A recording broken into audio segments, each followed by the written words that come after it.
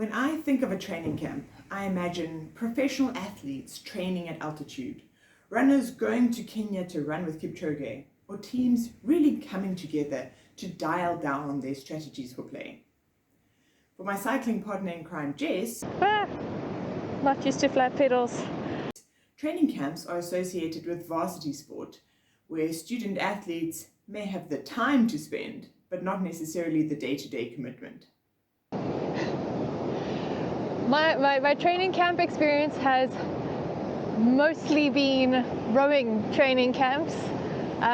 So yeah, I rowed for my university, and basically at the beginning of every season we'd have a training camp, sprints camp, boat race camp, and I suppose based on that experience, it's for me, training camps have always been about like transition and sort of transitioning generally from doing nothing and sitting on a couch all the time to getting into a training routine. I think those rowing camps were always a little bit of a shock to the system though, a bit of zero to hero. I think it kind of served its purpose back then, but I suppose where I'm at right now, that would be pretty harmful. I said yes to a training camp now for a couple of reasons. One, because you framed it so nicely. Yeah, you had framed it as, you know, the best training program is one you can stick to.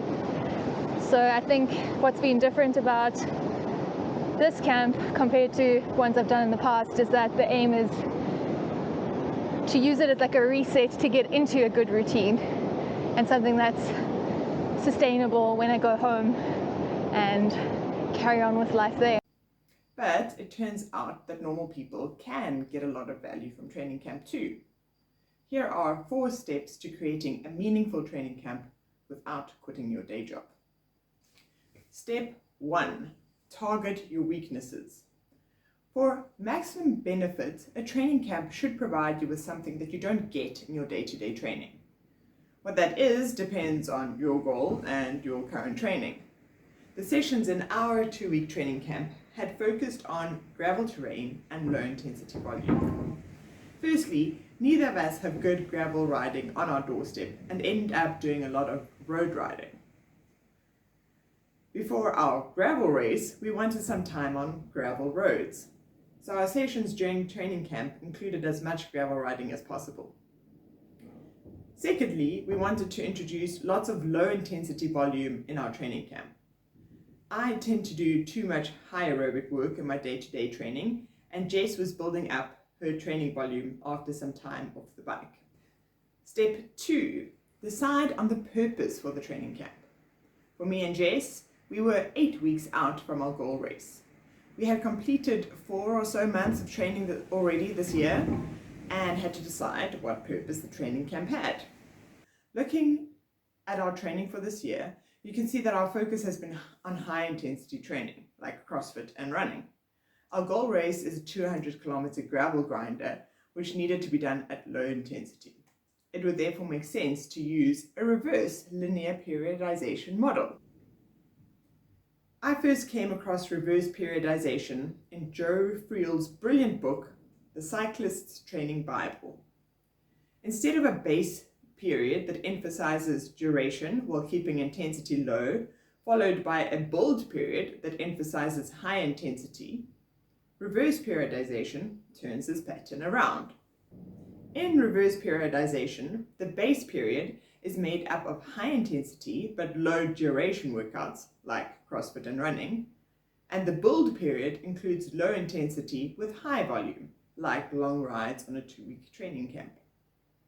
Reverse periodization works for us because the goal race is a long, relatively low intensity event. As we enter the build period leading up to the race, the long, slow sessions are becoming more and more like the race. Hence, we're increasing the training specificity. But training camps can also be used in traditional linear periodization. In linear periodization, you spend lots of time and volume building your aerobic base way before the race.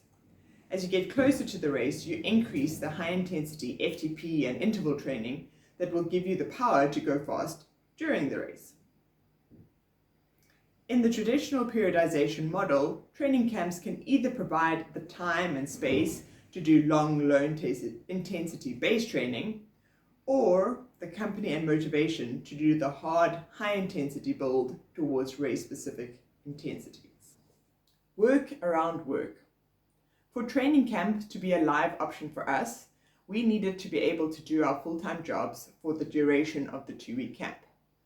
We both could work remotely for that time and made the training camp work around our jobs. During the week, this meant early morning and lunch hour sessions. We also took our rest day during the week. To make the most of the weekend, we used back-to-back training. Long sessions on consecutive days, so that you do not fully recover from the first long session before doing the next. Back-to-backs are most commonly used by ultramarathoners to increase mileage with a lower risk of injury. These consecutive sessions build endurance and teach you to perform on tired legs. Your body will need to deal with more stress and, in turn, learn to become more efficient in its recovery. Which leads us to step 4, focus on rest and recovery. One of the advantages of a training camp is that you're taken out of your normal environment. This creates a focus on the training and the accompanying skills of eating and resting. Recovery is essential if your training camp represents a high training load.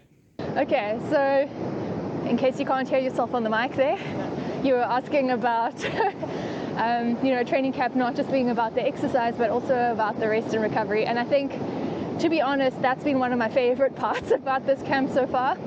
It's just being able to be completely selfish about eating, and eating when I want to, and sleeping, and going to bed really early. I mean, yeah, we are keeping up day jobs while we're here, but being out of like the usual environment means that I'm not saying yes to social things or, all of those kinds of stuff too. So yeah, I've been appreciating like how good I've been feeling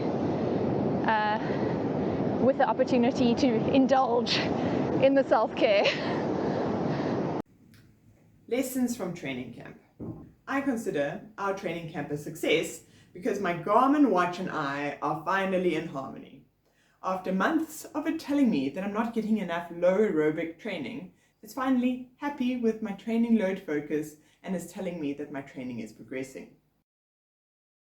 For Jess, on the other hand, 3 things that I would take with me into a normal life.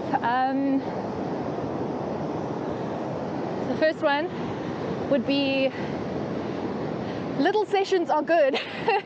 In the week, it doesn't have to be big hours or big Ks.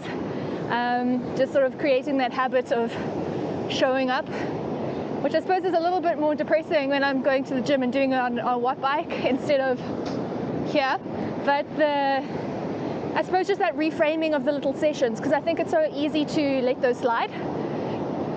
Like, oh, I finished late at work, I'm feeling a bit tired, let me just nap today.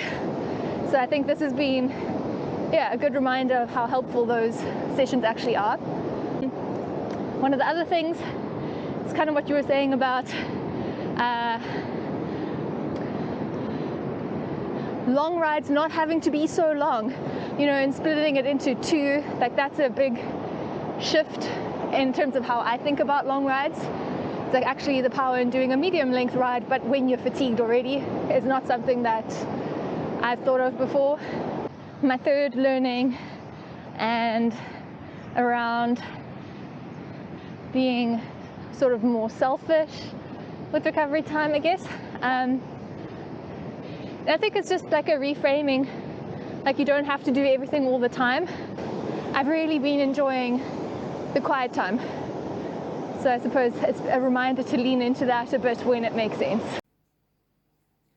So it is possible for normal people to get value from a training camp. We know this because Jess and I, 2 normal people with full-time jobs, had a very successful training camp. I would recommend a training camp to anyone who's building towards a big, audacious race goal. You won't regret the focus and camaraderie a training camp produces. Yes, I would say normal people can do training camps. I think, especially, often it's because of a race or something, and that you don't kind of want that one race to be the only time you're getting any joy out of this, right? It is a bit of a slog, especially like you mentioned around endurance stuff in general being a bit of a slog. So love the grind. So I think in general it's like the more, if you're focusing on having fun along the way, and it kind of makes the whole experience more of the focus rather than the end goal race itself. So yeah, we're here for the fun and the grind.